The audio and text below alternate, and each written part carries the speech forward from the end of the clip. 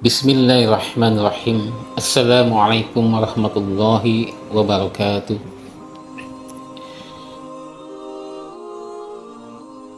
Peristiwa Isra Mi'raj yang terjadi pada tahun ke-10 masa kenabian adalah peristiwa besar yang menggetarkan buat umat Islam.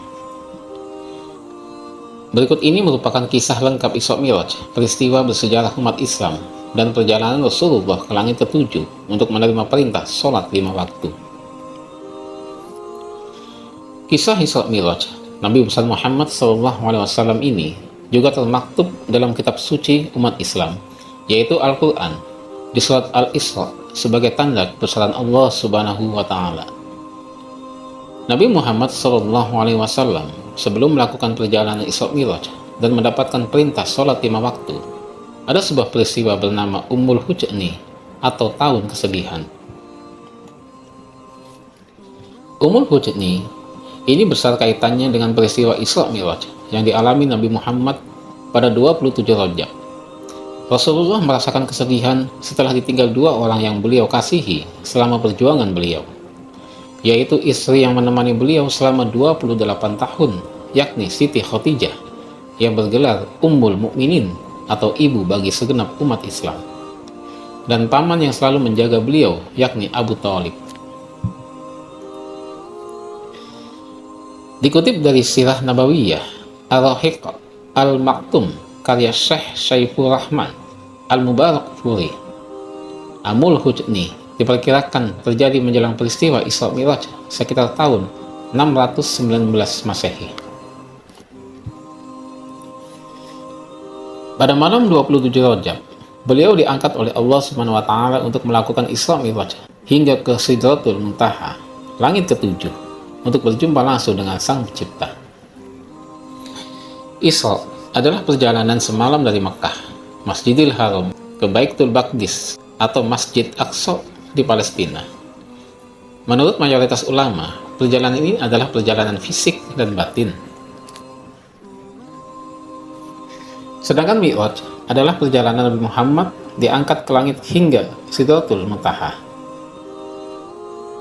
Menurut riwayat yang sahih bahwa Rasulullah diisrakan dengan jasadnya dari Al-Masjid Al-Haram menuju Baitul Maqdis dengan mengendarai Al-Buraq ditemani oleh Jibril. Lalu ia singgah di sana serta menjadi imam sholat bagi para nabi, lalu menambatkan Al-Buraq pada pintu masjid.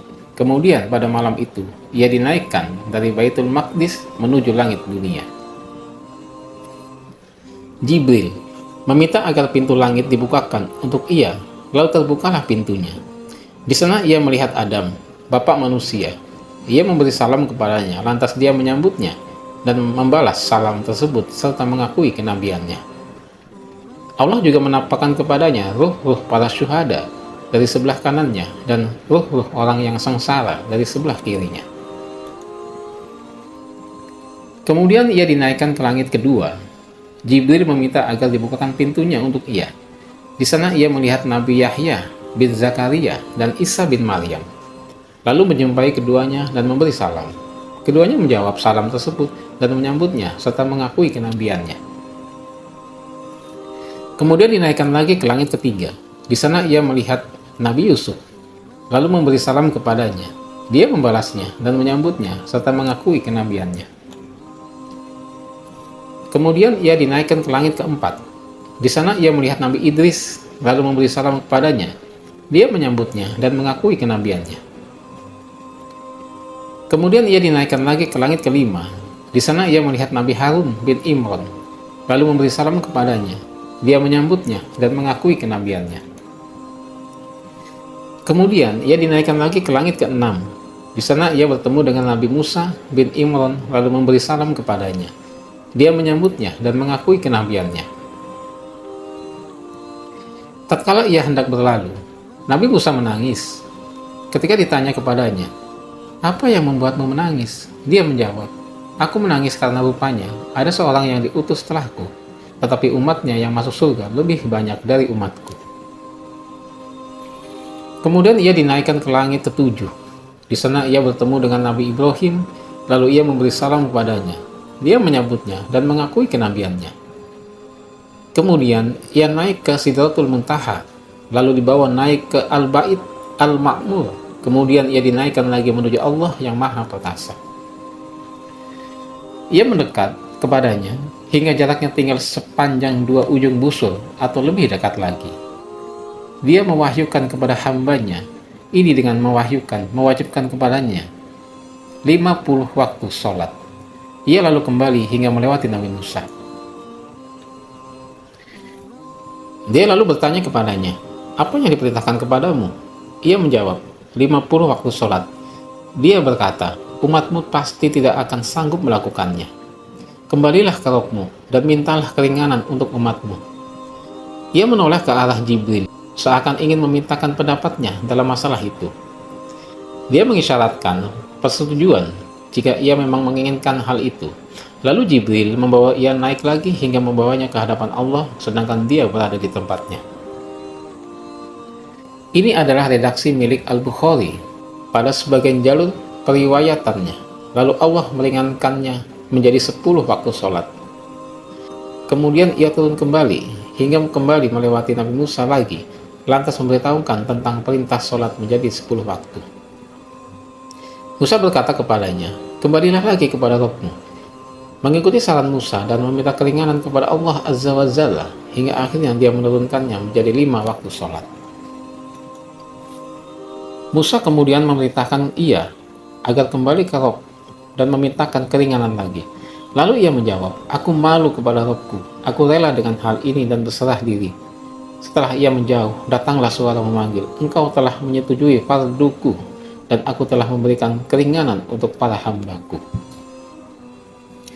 Itulah awal mula sejarah sholat 5 waktu yang kita jalani sampai sekarang. Sholat 5 waktu berasal dari kisah Isra Mi'raj Nabi besar Muhammad SAW. Setelah perjalanan Mi'raj ke langit tersebut, Nabi Muhammad pun kembali ke Mekah dan menceritakan kisah Isra Mi'raj yang dialaminya. Namun tentu saja, hal ini sulit diterima oleh kebanyakan penduduk Mekah. Padahal, Nabi Muhammad sudah memberi banyak bukti bahwa ia mengalami peristiwa itu sendiri. Menurut para ulama, peristiwa ini sekaligus upaya untuk menguji keimanan dari muslim yang saat itu memang belum banyak jumlahnya.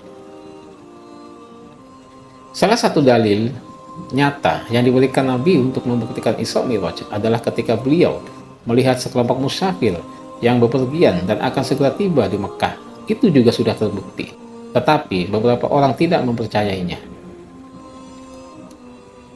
Sejarah mencatat bahwa Abu Bakar adalah orang pertama yang menerima Isra Mi'raj.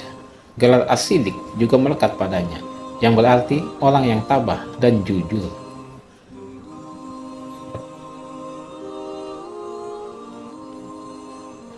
Itulah kisah dari peristiwa Isra Mi'raj yang dialami Nabi besar Muhammad SAW. Mudah-mudahan kita termasuk golongan orang-orang yang beriman, yang menjalani semua perintah-perintah Allah Subhanahu wa taala dan menjauhi semua larangan-larangan Allah Subhanahu wa taala. Amin ya rabbal alamin. Wallahu a'lam. Assalamualaikum warahmatullahi wabarakatuh.